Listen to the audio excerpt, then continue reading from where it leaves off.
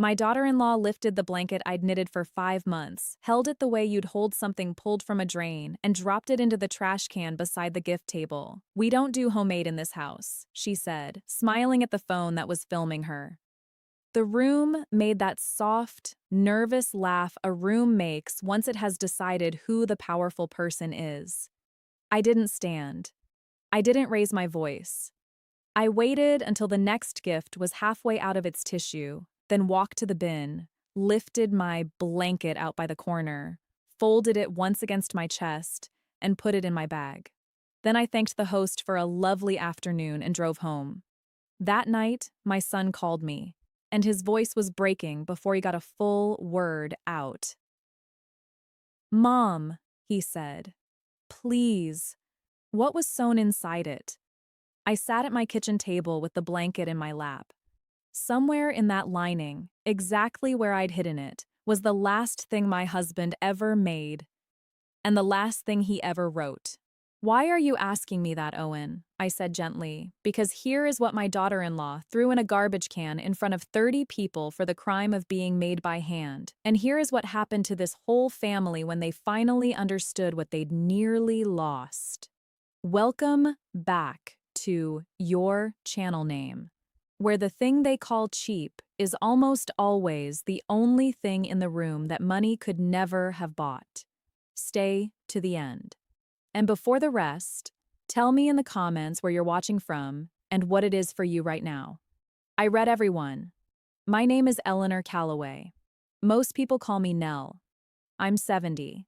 And for 38 years, I restored ruined textiles at a conservation museum here in Asheville, North Carolina, flood-soaked quilts, century-old christening gowns, without anyone ever finding my hand in the repair. A good repair is one you can't see. I'd spent 40 years learning to hide one thing inside another so well that no one would find it unless I wanted them to. My daughter-in-law had no idea that was something I could do. People look at a woman my age with a basket of yarn and see something sweet and a little behind the times. I let them. Being underestimated is a quiet kind of armor. This story really starts with Walter, my husband, who died 9 months before that baby shower. 41 years of marriage, then a long winter, then a house gone far too quiet. Walter never spent money loudly. He drove the same truck until the floor rusted through. But he was a builder. When Owen was born, Walter bought 3 steep acres on a little mountain lake an hour north of us, Hawk Lake, for almost nothing, and over 30 years turned it into a cabin with his own 2 hands. A window 1 year, a porch the next, the dock the year after. He kept the deed in an envelope in the back of his closet, and on it, in his blocky carpenter's pencil, he wrote, "For the first grandchild, so they'll always have somewhere to come home to." Walter wanted to be a grandfather more than almost anything, and we'd waited a long time. Owen married late, married Vanessa, and the baby took its time. Walter didn't make it. The baby was still a due date on a calendar when his heart finally set down its tools. A week before he died, when we both knew, he had me bring him that envelope. "Don't just hand it to them, Nell," he said. "A deed in an envelope. They'll sell it and forget where it came from. Put it somewhere they have to go looking. Sew it into something soft. Make them find it. Make it last." It was nearly the last clear thing he ever asked of me. So I knitted a blanket. I started the month after the funeral, partly for the baby, and partly to give my hands something to do besides shake in an empty house.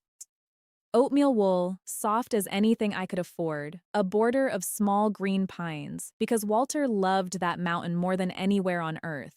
In one corner, small enough you'd have to know to look, I knitted his initials. WC. It took 5 months. My hands have arthritis now, and they made me pay for every row. But it was the finest thing I have ever made. Then I did the work only I could do. On the underside, I built a flat inner pocket, the kind of invisible seam I'd spent 4 decades perfecting. The kind you could run a hand right over and never feel. Into it, I folded the deed to Hawk Lake, and a letter Walter had dictated to me in the hospital, slow, between breaths, to the grandchild he'd never meet. To be opened on your 21st birthday.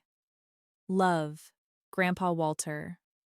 I stitched the lining shut so cleanly you could have searched that blanket for an hour and found nothing. A piece of land worth about $72,000 and a dying man's last words, sewn into something a young woman would call homemade. I wrapped it in brown paper, tied it with green twine, and went to the shower glad. I don't want Vanessa to be a cartoon. She was raised by a woman named Diane, who measures the whole world by what it cost and who's watching. And she learned at her mother's knee that the worst thing a person can be is common. So she curates everything. The home is a magazine, and the baby, before he was even born, was the finest thing she'd ever styled. The cruel trick of people raised that way is that they can't recognize the genuinely precious sitting in their own hands because it doesn't come with a logo. And then there's my Owen, the part that still aches. A gentle man who spent his whole life avoiding conflict, who loved his father fiercely and somewhere in loving Vanessa went quiet, agreeing, smoothing, keeping the peace because peace was easier. Remember that, because the voice breaking on the phone later is a son who's just understood what his own silence cost. The shower was at Diane's house, done up like a boutique hotel, white everything, a balloon arch in 3 shades of beige. The baby's name in gold script, Theo, after no one in particular. I took a chair near the edge where the old aunt is meant to sit, holding my plain brown box, happy because I had a secret. And secrets keep you warm. By the gift table, a young woman had her phone up, Vanessa's friend Sloane, making content for the page. I didn't think anything of it. I'd think a great deal of it later. Walter's sister Ada squeezed in beside me. 66. Sharp and warm. The one other person there who'd loved my husband. "Is that the famous blanket?" she whispered. "Walter told me what you were tucking into it, you old softy." "His orders," I said, smiling. "They have to find it themselves." If I'd announced there was a deed and a man's last letter sewn inside, none of what followed would have happened. But I was honoring a dying man's wish, and it never crossed my mind that anyone would throw a handmade blanket in the trash. I'd lived 70 years and never met cruelty quite that casual. Vanessa opened gifts the way other people run a product launch. Each one held to Sloane's camera, brand named, the giver tagged in the air, a cashmere onesie, a stroller with a name like a sports car. The whole currency of that room was visible, and I didn't have a single coin of it.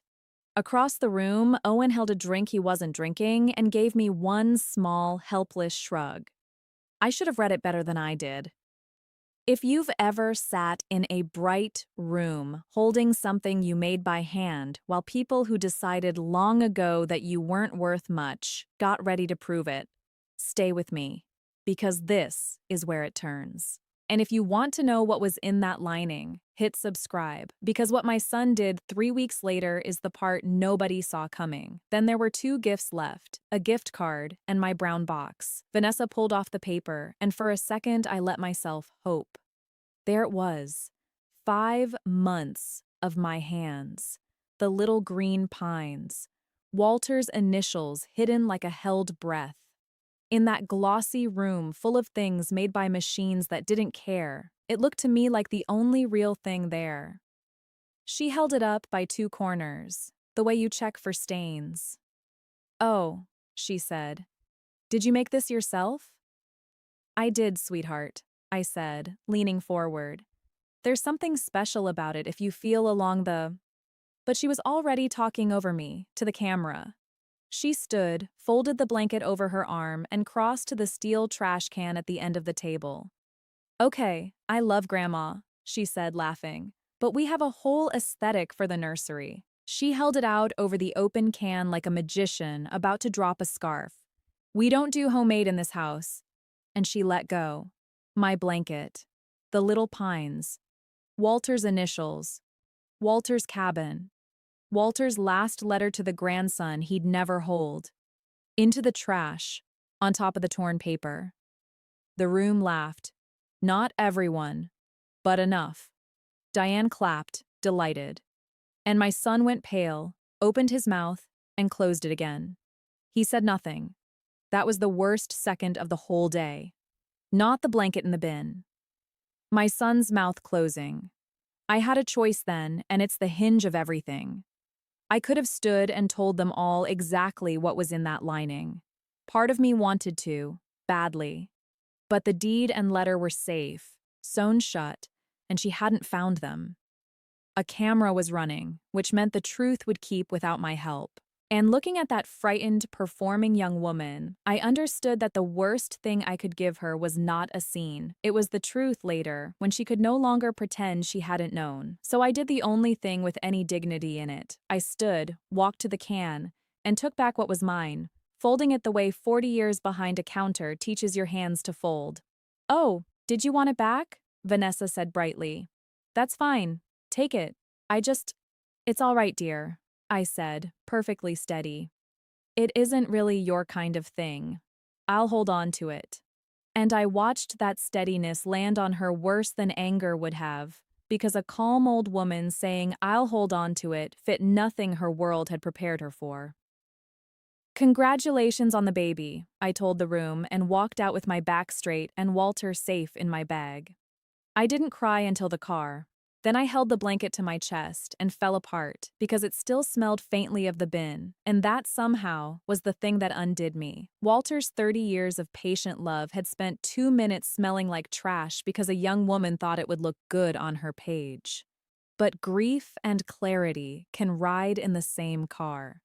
By the time the tears stopped, something underneath them had gone very still. I was not going to hand Walter's cabin to a woman who throws away what she can't read the price of. But the baby, little Theo, who'd done nothing, still deserved every bit of his grandfather's gift. So on the drive home, I started very quietly to think like a conservator again. Not about how to make a scene, about how to make this last in a way no one could ever throw away. The phone was ringing when I walked in. Ada, shaken. She didn't find the pocket? No, she thinks she threw away a homemade blanket. Ada went quiet, then said the thing that lit the whole fuse. "After you left, I was so rattled I said something to Owen, that his father would be heartbroken. The cabin finally going to the baby in that blanket, just like Walter wanted." Her voice caught. "Nell," the look on his face. "I don't think he knew. I just told my nephew what was inside. The thing he watched his wife throw away." I closed my eyes. "It's all right, Ada." Though my heart had started aching in a new direction now, toward my son. I set the kettle on and waited, because I knew the way mothers know that Owen would call. 3 minutes later he did. His voice cracked on the first syllable. "Mom, please tell me you took the blanket home. Please tell me you have it." "I have it, sweetheart. It's right here on my table. It's safe." He let out a breath like a man surfacing from deep water. "Oh, thank God." Then the question the whole day had been driving toward. "Mom, what was sewn inside it?" I could have softened it. But Owen is a father now, and there are things a man needs to hear in full, because the weight is the whole point. "The deed to Hawk Lake," I said gently. "Your father's 3 acres, the cabin he built with his own hands, a board at a time, for 30 years, starting the year you were born. It's worth around $72,000. And his letter, the last one, for Theo to open at 21, so a boy who'll never meet his grandfather can hear from him anyway. That's what your father sewed his whole heart into. That's what you watched go into the trash." The line went very quiet, and then my gentle, peacekeeping son made a sound I hadn't heard from him since he was small. Raw, helpless, breaking. "I didn't stop her, Mom. I was right there. And I didn't stop her." I let him cry. Sometimes that's the whole job of being a mother. "I kept telling myself it was just a blanket," he said when he could talk. "And it was Dad. It was Dad's whole—" He couldn't finish. "How are you so calm? I'd understand if you never spoke to either of us again. Because I have it, Owen. That baby is going to get every inch of it and every word of that letter. Nothing precious was lost today. Some illusions were, and those needed losing. Then I told him what I'd decided. But I won't hand an unlocked inheritance to a household that throws away what it can't see the value of. So here's what I need. Everyone in one room. I'll give Theo his grandfather's gift the right way. Out loud, where they can all see what it is and what nearly happened to it. Tell me what you want, Owen said, and I'll do it. For once, I'll do the right thing instead of the easy one. It was the first real spine I'd heard in my son's voice in years. It had cost him this much to find it. Maybe it always does. Over the next 2 weeks, I went quiet and busy. I drove out to Hawk Lake one cold morning, sat in the chair Walter built, and made up my mind for good. Then I went to see an estate attorney, Francis Aldridge, and we set up a trust, locked. The cabin and a small fund for its taxes, held independently for Theo alone, where it could not be sold, borrowed against, or touched by anyone. Not Vanessa, not Owen, not me. It cost me something to lock Owen out too, but Walter's wish was for the grandbaby, and the cleanest way to honor a wish is to make it impossible to bend. No one will ever throw this away again, Francis told me, sliding the papers across. Then, Theo arrived. On a gray Tuesday, 7 pounds and furious about it, with his grandfather's exact scowl already on his face. The first time they put him in my arms, I saw Walter so clearly I had to sit down. For a few days, I let myself hope the baby might melt the whole thing. Then I saw Vanessa's first posted photo of him, staged, filtered, in a $400 outfit, captioned with brands. And I understood the softness was a season and the values were the structure. Which meant Walter's letter mattered more now than ever. So I planned a christening lunch at my house, invited everyone, and got out the blanket, washed now, the bin smell gone, the pines bright again. They came on a Sunday, Owen carrying the baby, Vanessa polished and wary, Diane, because missing it would have looked worse, Ada early to stand at my shoulder. In the center of the table, where flowers would go, I'd laid the blanket, the inner pocket facing up. Vanessa's eyes went to it the second she walked in. She'd hoped it had quietly disappeared. We ate first. You don't do the hard thing on an empty stomach, and I wanted no one able to claim an ambush. Then I cleared the plates and put my hand flat on the blanket. I'd like to give Theo his grandfather's gift now, I said. Properly this time. The way Walter asked me to before he died. The table went still. Owen's jaw tightened. Diane set down her wine. Vanessa went carefully blank. Vanessa, I said, warm and steady and not unkind, which somehow made it land harder. A few weeks ago, you held this blanket. You decided what it was worth, and you threw it in a trash can on camera. I'd like to show you what you were actually holding. I picked up my seam ripper and opened the pocket in front of all of them. Slow. Deliberate. I drew the contents out and laid them on the clean tablecloth, one at a time, like a banker counting a fortune, which is exactly what I was doing.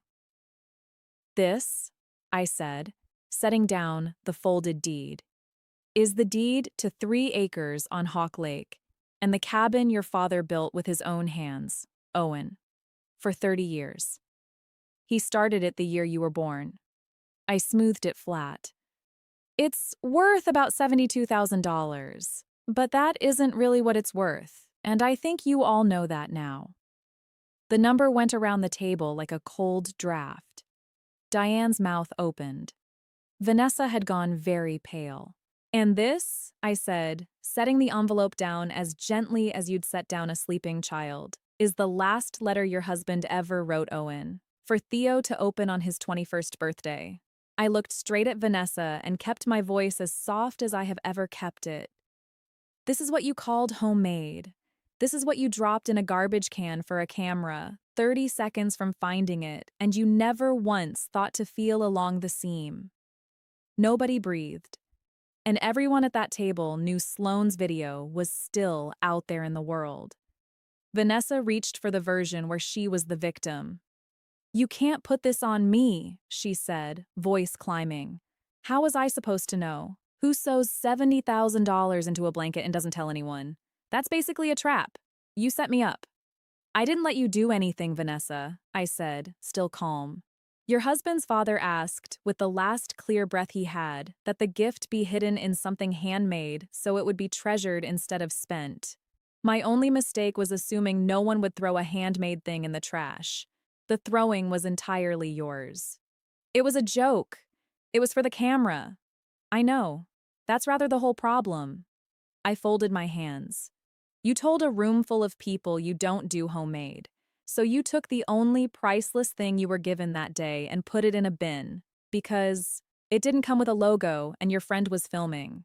There's no tag on a man building a place his grandson can come home to. You couldn't see it because nobody ever taught you how to look, and it nearly cost your son his grandfather's last words." Diane started to say something. "Now that's hardly fair," I turned to her once. "You taught her how to look, Diane. I'd sit this one out." Diane sat it out. Then I told them what I'd decided, because mercy and consequence can share a table. Theo gets every bit of it. Walter saved it for the baby, and the baby will have it. I laid my hand on the deed, but the cabin is in a locked trust now, held independently, for Theo alone. His summers, his start. It cannot be sold, borrowed against, or touched. Not by Vanessa. Not by you, Owen. Not by me. Owen nodded slowly, and I saw with a small ache that he understood the locking out included him, and didn't argue, because he knew he'd earned it standing against that wall. "And the blanket comes home with me tonight. Theo can have it when I'm sure it'll be honored. A thing isn't safe in a house that didn't know it was precious." Vanessa opened her mouth to protest the blanket, I think, which tells you she still hadn't understood a word, and my quiet son finally spoke. Vanessa. Just her name, in a voice I'd never heard him use with her. "Don't. Not one more word." And for the first time since I'd known her, Vanessa closed her mouth and kept it closed. It had taken a cabin and a dead man's letter to give my son a spine, but there it was. There was one thing left. Walter's letter is for Theo at 21, and it'll wait in the trust until then. But he wrote one small part for all of us, for the day the family first learned about the gift, and he made me promise to read it aloud when that day came. I took a smaller envelope from my cardigan, and my hands shook. Not from the arthritis this time. And I read my husband's words with his grandson asleep in his son's arms. "If you're reading this, the little one is finally here, and I'm sorry I couldn't be there to be a nuisance about it. I built that cabin slow because the best things take their time. And I wanted this child to grow up knowing somebody was working on a place for them before they even existed. That's what's in this blanket. Proof you were wanted, little one, by an old man who never got to meet you. And whatever else you do," my voice broke here, and I let it be the kind of family that can tell the difference between what a thing costs and what a thing is worth. Your grandmother can. Learn it from her. All my love. Grandpa Walter. The room was silent. Ada was weeping. Owen had his face pressed to the top of his sleeping son's head, his shoulders shaking. And Vanessa was looking at the blanket she'd thrown away. And, for the first time, I think, actually seeing it. It was too late to be forgiveness. But it might, just might, have been the beginning of learning how to look. Here is how it settled in the months after. The trust is locked and quiet, doing for Theo exactly what Walter intended. Sloane's video had been seen by more of the family than Vanessa realized before she took it down. The internet keeps what it's given, and she spent a long, quiet season known in her own circle as the woman who nearly threw away her child's inheritance for a laugh. I didn't do that to her. She filmed it herself. Vanessa and I are careful with each other. She has never fully apologized. I don't think she's built for it. But a few weeks after the christening, she asked me, in a small voice, if I'd teach her to knit. I said yes. We made one lopsided, ugly, wonderful little hat for Theo. She kept it. She didn't throw it away. It's a start. Owen changed the most. Grief and shame did to him what 40 years of comfort never could. I didn't fail Dad when I let the blanket go in the trash, he told me a month later. I'd failed him 100 times before that, every time I stayed quiet to keep the peace.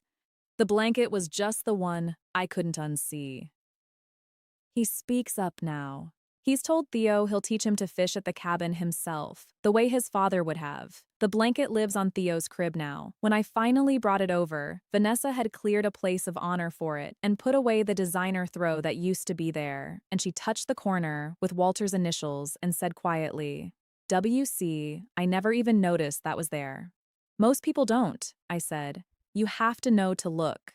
My hands are worse this winter. Some mornings the needles win.